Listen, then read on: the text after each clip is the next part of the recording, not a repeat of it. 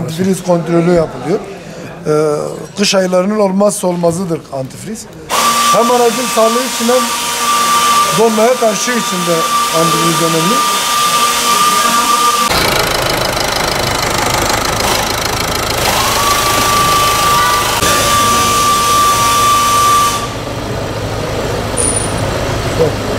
Bas.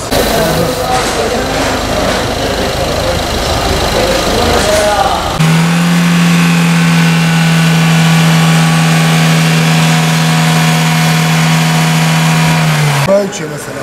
Kulak tefek çıkıyor hanım. Yani ana bileşen sıkıntı değil. Ana bileşen sıkıntı. Ana bileşen de motor da sekmana da çıkıyor yani herhangi buhar deniyor. Zaten mesela partiye değil. Daha hala muhabbet. Yağ seviyesi nasıl hocam? Güzel değil mi?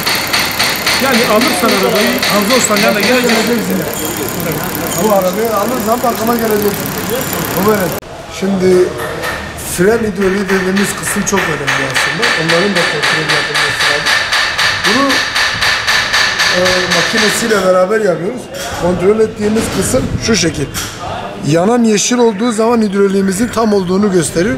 Kalitesiye ve değişmeye gerek yok. Duymadığımızın bir şeyidir o. Bir de akü kontrolümüz var. Akü kontrolünü de şimdi gerçekleştireceğiz. Bunu testimizle yapıyoruz makinemizle. Bu akünün kontrolünü yaptığımız şeydir.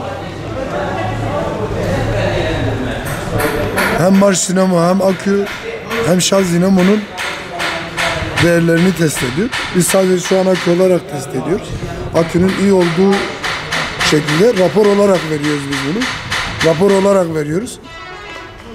Yazdırıp müşteriye veriyoruz bu şekilde.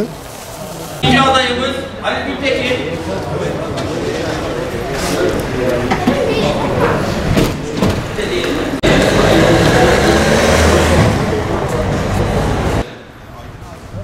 Şimdi geriye gelin. Almanız soyadınız teyzeniz. Antifriz ölçme aleti. Biz antifrizin derecenin kaç bastığını, kışlık ayların eksi kaça kadar dayanıklı olduğunu görüyoruz buradan. Şu an ölçtüğümüz zaman eksi 30 dereceye kadar dayanıklı antifrizimiz var şu an. Derecesi. En önemli lastik ölçümünü yapıyoruz şu an. Lastik ebatının kaç olduğunu gösteriyoruz.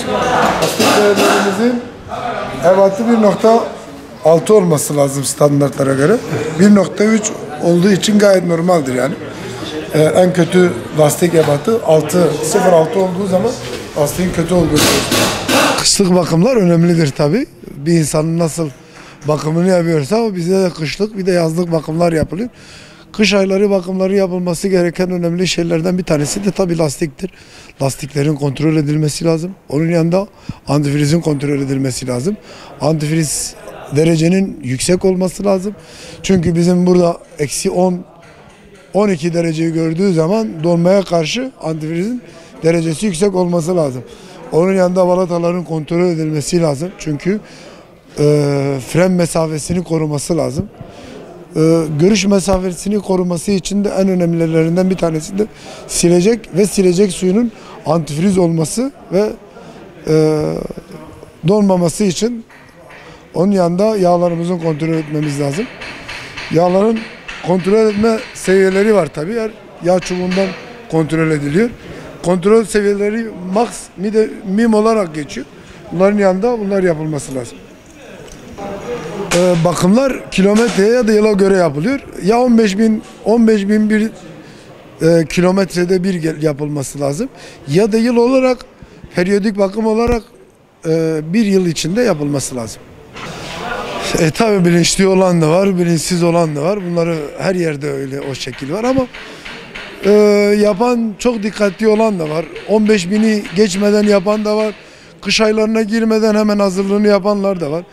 Yapmayanlar da var. O zaman maliyetleri de yüksek oluyor. Motorlara da zarar veriyor. Bu sefer cepleri yanıyor o kısımda. Cebiniz ve canınız yanmadan önce gelin lütfen. Arabanın kışlık bakımını yapmak için geldik.